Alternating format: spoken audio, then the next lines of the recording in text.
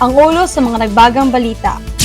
Weather forecast. Amihan makadala og madag-umon nga kalangitan, hinay nga pag-ulan sa amihanang bahin sa Luzon, ingon ang Pag-asa. Sa local news, 449 ka mga PDL ang nakaboto sa Zamboanga City.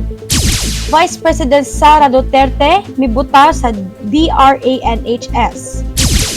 Grupo sa Puerto Princesa nagdala gubot sa BSKE elections. Sa national news, BSKE 2023, hapsay kasagaran malinawon, Paul Watchdogs. Presyo sa diesel o kerosene, muos-os una pa sa undas 2023. Sa international news, Trump misaad nga ipatuman pag-usab ang pagdili sa pagbiyahe sa Muslim sa panagtapok sa mga Hudyo. Entertainment news, si Naomi Biden nagdala sa sheer fashion sa White House. Sa sports, NBA, si Embiid mi-score og 35 sa dominanteng scores, samtang gipildi sa 76ers ang Portland. International feature, small group learning yawe sa pag-us-us nga populasyon sa lungsod sa Japan. National feature, ang mga pelikulang Pinoy gikatakdang musulong sa Hollywood. Ug sa trivia CDO, ang Coastal Road.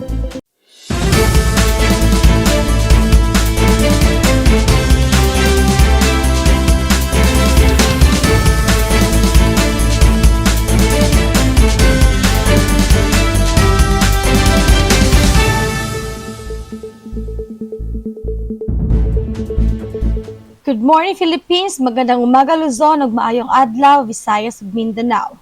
Adlaw Martes, Oktubre 31, 2023. Ako inyong alagad sa balita, Athalia Sandiel.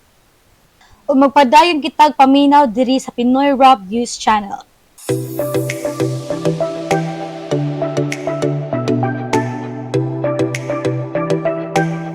Sa weather forecast, amihan makadala og madag-umon nga kalangitan, hinay nga pag-ulan sa amihanang bahin sa Luzon. Ang Northern ug Central Luzon makasinati og madag-umon nga kalangitan ug hinay nga pag-ulan tungod sa amihan. Ang Batanes makasinati usab og madag-umon nga kalangitan inubanan sa patak-patak nga pag-ulan. Ang amihan magdala og panagsang madag-umon ngadto sa madag-umon nga kalangitan inuban sa patak-patak nga pag-ulan ngadto sa Ilocos Region, Cordillera Administrative Region, Central Luzon ug sa ubang bahin sa Cagayan Valley. Ang Metro Manila ug ang ubang bahin sa nasud makasinati og panagsang madag-umon ngadto sa madag-umon nga kalangitan inubanan sa patak-patak nga pag-ulan o panagdugkilat nga adunay posibilidad sa pagbaha o pagdahili sa yuta sa panahon kasagaran ngadto kusog nga pag-ulan.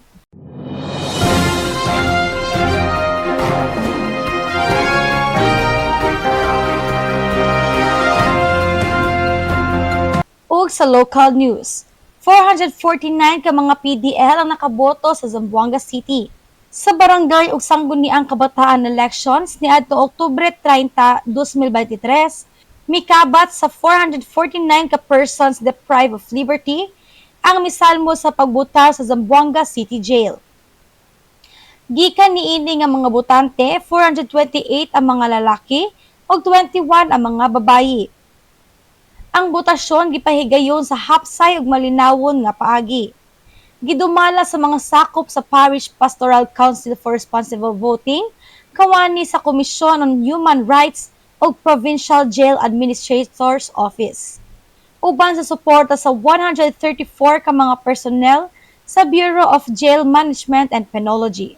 Ang proseso sa pabutar nahitabo sa 6 ka polling precincts sa covered court sa Zamboanga City Jail o nakita nga usa ka importanteng kalihukan alang sa mga PDL aron madungog o mailhan ang ilang mga tingog. VP Sara Duterte mibutar sa DRANHS. Sa barangay ang sangguniang kabataan election sa Daniel R. Aguinaldo National School sa Lunes, Oktubre 30, nagdungan ang Vice President ug Education Secretary Sara Duterte ug kanhi Rodrigo Duterte aron moboto. Nag-abot sila sa present sa DRA-NHS apan si Sara Duterte mibiya human mobutar sa alas 9:15 sa buntag. Samtang si kanhi President Duterte wala mobutar. Gidala ni Duterte ang usa ka listahan sa iyang mga kandidato sa BSKE elections. Sa ilang mga bisita, ang ilang grupo sa mga tigbantay mitabang kanila o gilantaw ang mga senior citizen nga nanginahanglan og tabang sa pagbutar. Walay dako nga kagubot ang naitabo o nagsugod sila sa mga proseso sa eleksyon. Grupo sa Puerto Princesa nagdala gubot sa BSKE elections. Ato sa barangay ug sangguniang kabataan election sa Puerto Princesa City, Palawan niadto Oktubre 30, usa ka grupo sa mga lalaki nagingong supporters sa mga kandidato ug sanong misulod sa duha ka polling precinct sa Barangay Princesa. Ilang gikuha o gigisi ang mga opisyal nga balota. Apan ang grupo daling gidakop o gitanggong. Ang gisi sa mga balota wala magamit ug ang mga ballot box ug napuno nga mga balota nagpabilin nga walay labot. Ang Puerto Princesa gi-categorize isip usa ka green category nga election hotspot nga nagpasabot sa kakulang sa naunang panag-indigay sa politika o kapintasan nga may kalabutan sa eleksyon. Gipasalin ni Commission on Elections Chairman George Garcia nga kontrolado na ang sitwasyon ug magpadayon ang proseso sa pagbotar sa maong duha ka presinto sumala sa giplano hangtod sa katapusan sa adlaw. Nahitabo ang insidente tungod kay adunay nangangkon nga ang mga dili rehistrado nga botante nagapil-apil sa mga presinto.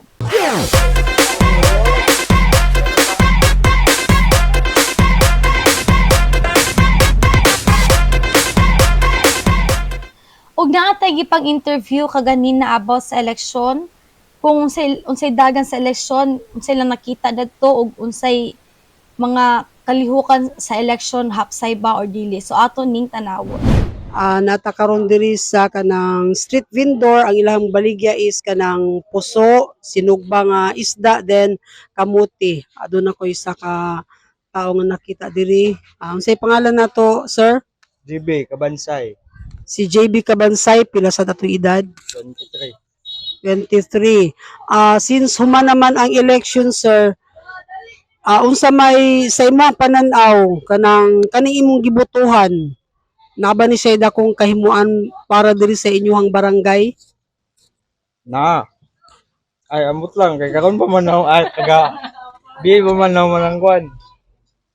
Ang kanang, tawag na. Oh, yun. Bali first timer pa ni niya. Pero since first timer po ni siya nga mulan sa kay sa imong pananaw siya man imong gibuto, sa ato pa na gyud siya dakong buhaton diri sa inyong barangay. Na. Pero before ko mangutana ako sa pangutan sa imong pangalan, Jessica Bacod, si Jessica Bacod, pila po atong panuigon, ma'am? 52. 52, then lumad ka diri sa Cagayan, ma'am. Ang akong bana taga Dirigid Bonbon, Then ikaw, ma'am. taga Balingwan. Bali nahuman naman ang atong election, ma'am. So kagahapon sa imuhang gibuto nga barangay kapitan, dili lang ta mag-name og names, pero sa imuhang nakita sa imong gibutar sa barangay kapitan, sa imong pamina unsa man kaiyang kaya nga buhaton or mahimo diri sa inyong barangay? Daghan man yung ipasalig mga kausaban kay bag-o man gyapon na siya. Manghinaot lang ko nga kanay yang ipasalig sa sa among barangay, iyang matuman. Okay, mo magyud na ang singgit sa mga katawhan no nga matuman kung unsay plataporma sa ilahang gibutuhan. Then sa about sa kaning mga kagawad, ma'am, unsa po imong ikaistorya? Kini pong mga kagawad, ang ilang gyapon mga plataporma nga ilang gipakuan sa barangay. Sana unta matuman tanan. Matuman, dili mga itanan pero naaptag gamay lang matuman. Mo nay kuan ni Ma'am Jessica no iyang panlantaw. Then sa kanang pag-abot sa election, ma'am, sa imong nakitaan sa eskwelahan, unsa may imuhang nabay kausaban sa election or pareha ra gyapon sa una? Pareha ra gyapon sa una. Unsa man, gubot or bibo aw mingaw? Okay raman, dili manggubot. So hanay no, nahanay ang tanan. Nanay naman. Kaya ang mga tao, mura magnakuan na sila, naanad na sila ba? Okay. So, mo kato ang kanang opinion ni Ma'am Jessica no about sa kanang iyang pagboto og nalipay siya sa iyang gibotohan og nanghinaot siya nga kung sa to ilang plataporma unta kato mahatagan og tugon. Gahapon nga nahuman ang election sir, unsa may imuhang nakita so far? Okay man, hapsay man ang kwan, ang dagan sa kwan, sa eleksyon, walay gubot. Walay kagubot. So sa ato pa Sir Elmer ang kaning sa imong nakita karon sa imong gibutuhan kanang mapatumang baka ni nila kini ilang mga plataporma nga ilang gipangbuy-an og istorya. Mayon tag ilan ng katong ilang ipang sulti, ila tong tumanon aron hapsay ang kwan, ang barangay namo dinhi sa Bunbun. Kay dagan man pud ang ilang gipasaling nga ilang kwan utron kay bago naman ni karon nga ang nakadaog nga kwan nga kapitan. Sa imong nakita sir, mga ilang kog isa ka plataporma nga dapat bag-uhon gyud. Ang katong mga sayop sa nakita nila nga daan nga kwan nga kapitan, manginaot ni mga katawan nga ilang kuanon usabon nila. Mo to'y hinain ni Sir Elmer no nga sa iyang sa usa ka mga plataporma sa iyang gipangbutuhan nga unta adunay kanang changes aron mapalambo ang ilang maong barangay.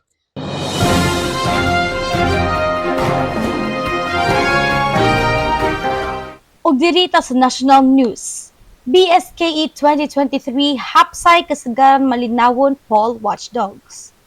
Ang 2023 barangay ug sangguniang kabataan nga pinili ay sa kasagarang hapsay ug malinawon nga adunay positibo nga mga pagtagsag gikan sa nagkalain-laing poll watchdogs. Ang Legal Network for Truthful Elections, National Movement for Free Elections, o Parish Pastoral Council for Responsible Voting nagtaho og paborebleng inisyal nga mga ebalwasyon.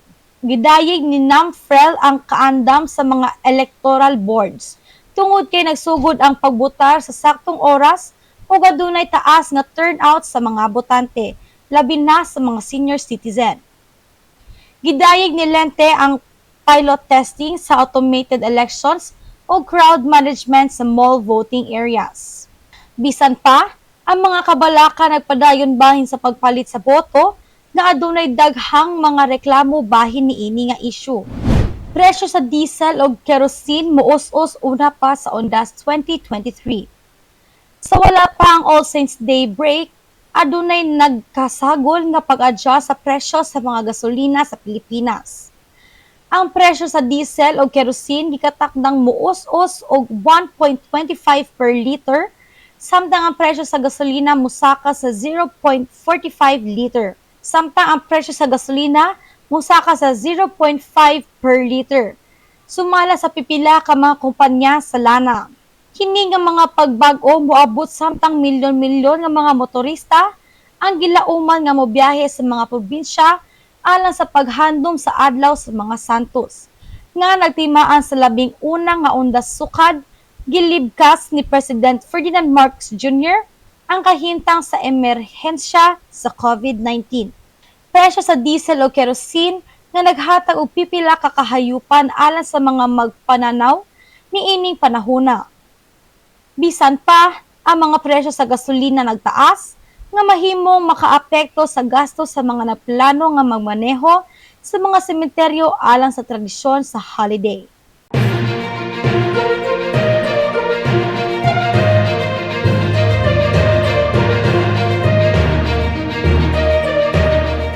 Ug sa atong international news, Trump misaad nga ipatuman pag-usab ang pagdili sa pagbiyahe sa Muslim sa panagtapok sa mga Hudyo. Si kanhi Presidente Donald Trump ato sa usa ka pagpulong sa usa ka Republican Jewish Convention, misaad nga ibalik ang usa ka kontrobersyal nga pagdili sa pagbiyahe sa mga nagpunting sa kadaghanan sa mga nasud nga Muslim kung siya mapili pag-usab. Ang pagdili sa pagbiyahe nga orihinal nga gipahamtang kaniadto 2017 nagatubang sa legal nga mga hagit tungod sa pagtan-aw nga diskriminasyon apan nakit-an ang suporta sa base ni Trump. Gibalik-balik ni Presidente Joe Biden ang pagdili sa iyang unang semana sa katungdanan sa 2021. Sa maong kalihukan, gipahayag usab ni Trump ang ligon nga suporta alang sa Israel nga nagbutang sa iyang kaugalingon isip usa ka lig-on nga kaalyado og nagpunting sa administrasyon ni Biden samtang naglikay sa pagsaway sa iyang mga kaabtangan. Nga nagbutang sa iyang kaugalingon isip usa ka lig-on nga kaalyado ug nagpunting sa administrasyon ni Biden samtang naglikay sa pagsaway sa iyang mga kaatbang. Ang panagtapok nagpakita sa pipila ka mga Republikano nga malaumon o gitumong ang mga isyu sa mga may kalabutan sa Israel ug nagkataas nga kabalaka may tungod sa anti-Semitism.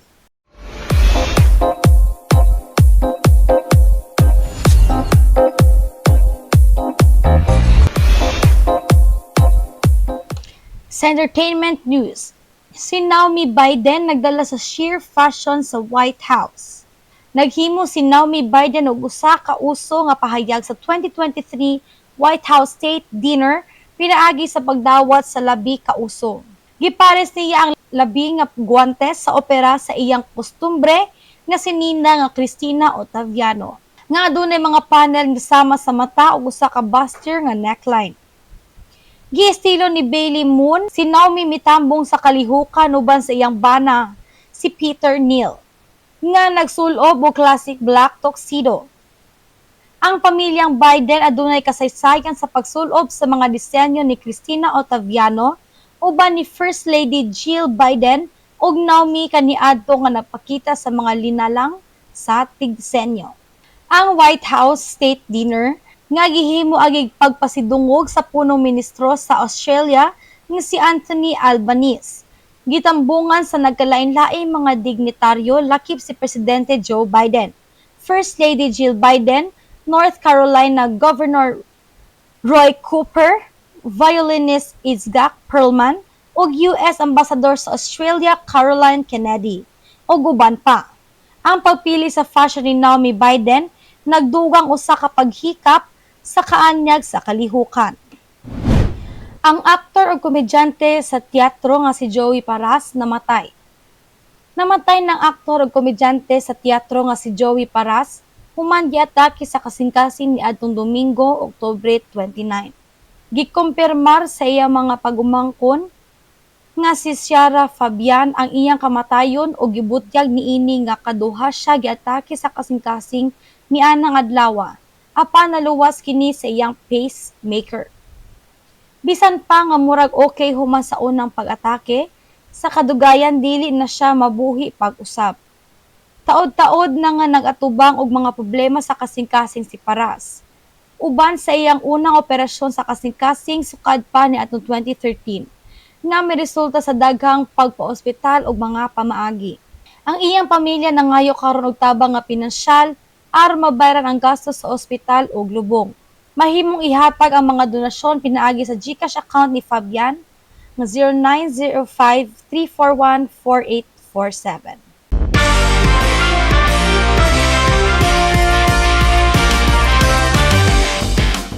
O ganian na ta sa sports news.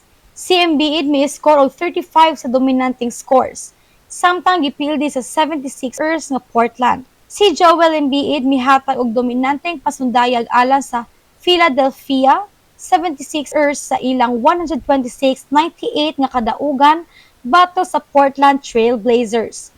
Nga nitala og 35 points, 15 ka rebounds, 7 ka assists, 6 ka block shots og 2 ka steals. Ang pasundayag ni Embiid gipahulagway nga super dominant ni 76ers coach Nick Nurse. Ug siya giila nga labing maayo nga magdudula sa liga sa mga gabii nga sama niini. Bisan pa siyang impresibo nga pagpakita, si Embiid nagpabilin nga nakafocus sa pag-uswag, nga giilang ang mga lugar alang sa pagtubo sa iyang dula.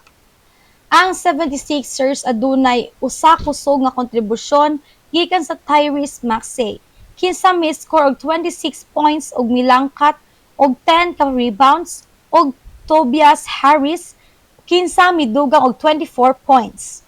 Gipaabo sa team nga makabalik si James Harden sa practice nga dili madugay. Sa laing duwa, ang Denver Nuggets pinanguluhan sa 28 points og 14 ka rebounds ni Nikola Jokic nakasiguro og 128.95 nga kadaugan batok sa Oklahoma City Thunder.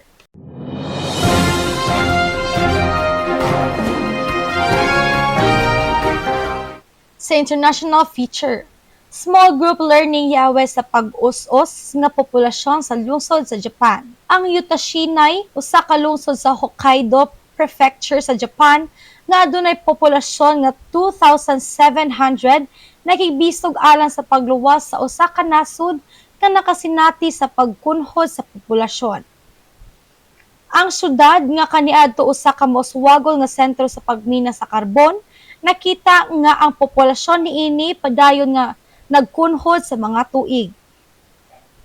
Bisan pa sa mga hagit, ang syudad nagpasiugda sa mga benepisyo sa gagmay nga mga gidakod sa klase sa mga eskwelahan o nagtanyag mga pinansyal nga insensitibo aron madani ang mga residente gikan sa dagko mga lungsod.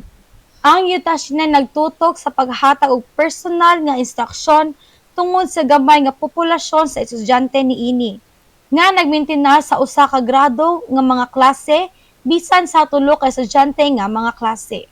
Kini nga pamaagi nagtanyag usa ka labi ka maayo nga kasinatian sa pagkat-on ug nag-awhag sa social nga interaction sa mga estudyante nga lain-lain ang edad.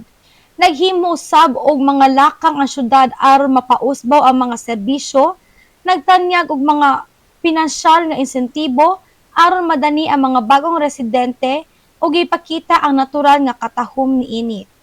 Bisan pa sa mga hagit, ang syudad determinado sa pagbuntog sa pagpunhod sa populasyon niini ug pagsiguro sa pagkaluwas niini isip usa ka syudad.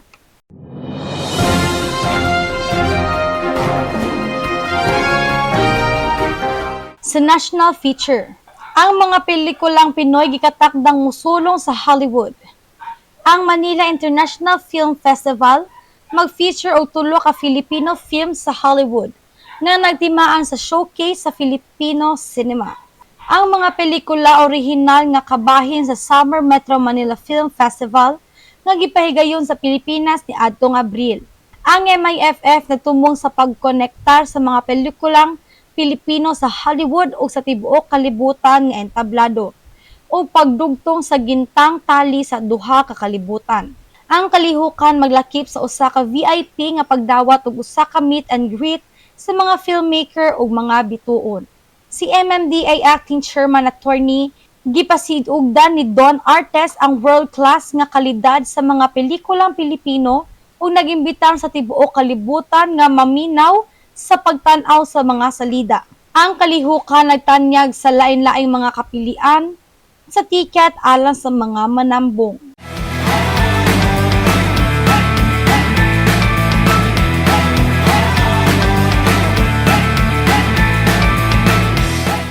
Sa Trivia CDO, ang Coastal Road.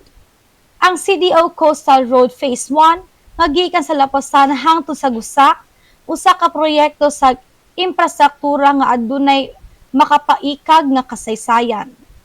Ang pagpundo sa maong proyekto sa karsada nagsugod ni adtong 1997. Sumala sa gipamatud-an sa Department of Public Works and Highways, Region 10. Kini nga paningkamot kapina sa duha ka dekada sa paghimo nga napakita sa pagpangkomplikado sa pagplano o pagpatuman sa dagko mga kalambuan sa infrastruktura. Ang resulta mao ang usa ka 4-lane nga dalan nga naglakip sa mga sidewalk nga nagsilbi nga usa ka testamento sa dugay nga pagpahinungod og usa ka bilihon nga pagdugang sa infrastruktura sa transportasyon sa syudad.